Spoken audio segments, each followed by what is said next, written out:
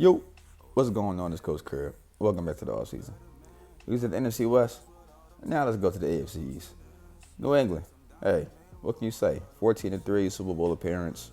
You basically upset the entire league by making it to the playoffs. You basically, flustered the whole entire league. Got everybody now going to the frenzy in the offseason. And listen, what can you say? The Drake May effect is in full effect, especially with this offseason, that you say. This offseason, they did bring in Romeo Dobbs. They to solidify a wide receiver spot that, they was looking for. They also did bring in Kevin Byard to help out with the veteran presence in the secondary and the defense that played significantly well, that just, couldn't get the offense to go. And with the addition of Elijah Vera Tucker to the offensive line, which you can see in the Super Bowl was a very big problem that the New England Patriots had. New England looks to, continue to just build up the cornerstones that they have in Drake May, Trevion Henderson, Christian Gonzalez. The offensive line, like you said, Elijah Vera Tucker coming to the forefront. New England looks to, lean heavily back on the same type of presence that they had last year. A really inside running game mixed in with Drake May's unpredictability passing the game, plus with the defense.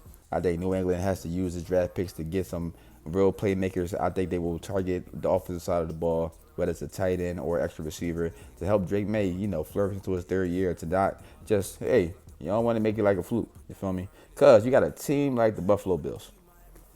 Josh Allen, $200 million quarterback. James Cook, breakout year, possibly one of the top running backs in the league.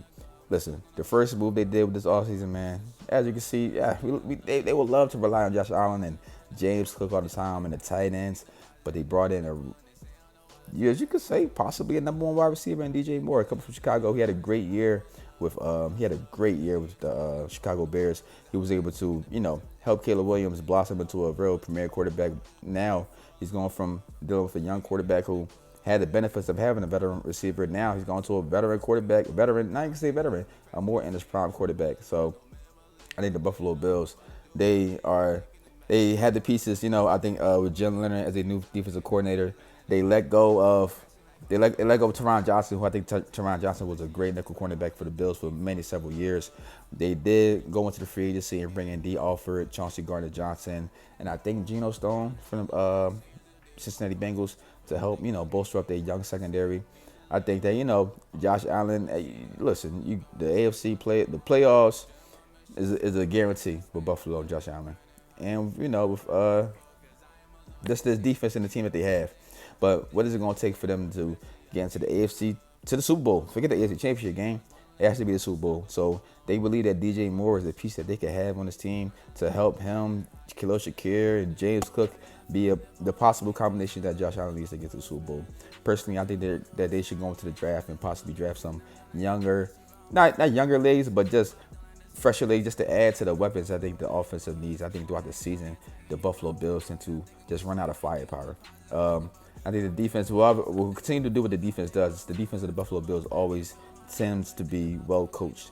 I think that the Buffalo Bills offense always seems to be the problem, whether it's turnovers or whether it's the lack of playmakers. So I think the Buffalo Bills have this something with DJ Moore, but we'll see what they got to do. But then you go to a team like the Miami Dolphins. They had the Tua Tagovailoa situation. Sorry if I mispronounced the name, but the Tua situation. He's gone. He's out of here. He's in Atlanta. Tyreek Hill, he's gone.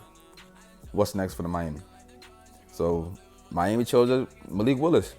They chose to put their future into a quarterback who played a couple of games this past year as a few starter, and I can't say that he didn't show promise. But it's somewhere. It's a start. It's a start for Miami. You definitely say that Miami has two bona fide playmakers on offense with Devin A. Chan and Jalen Waddle, who hopefully they could build around. They did let go of Minka Fitzpatrick. The defense continues to be heralded off of, just a bunch of, I could say rather young guys to not say unheralded names, but unheralded names veteran-wise on defense. Bradley Chubb left as well. So the defense, it will continue to be a different face and different names, as you say. They did add a couple outside linebackers. I think they added an outside linebacker from the Ravens, and I think a middle linebacker from the Chiefs. I think William Gay. William Gay's a linebacker they added from the free agency. I think that they're really leaning on this Malik Willis to be a new type of identity for this offense, identity for this team, and also their coaches left. What has left as well. Mike Medina was not there as well. So the Miami Dolphins are in a total rebuild stage right now. They had a 11th pick in the draft. It has a good value to it, but I think the real value that they have is 3 picks in the third round. I think the Miami Dolphins, if they could, because third round nowadays in the NFL is full of talent. So if the Miami Dolphins could strike gold within these first 4 picks that they have within the first 3 rounds, they got something. And then we got the New York Jets. Listen, hey man, I love the New York Jets because every time you just see them play on Sunday, you never know what's going to happen. This is possibly one of my favorite memes of all time. Hey, listen, yeah. But the New York Jets, I think they are doing a very interesting structure of how this offseason is going on right now. They have not gone to getting big name free agents as they could possibly win for that after the George Pickens or the Tyler Lindebals or like the Jalen Phillips.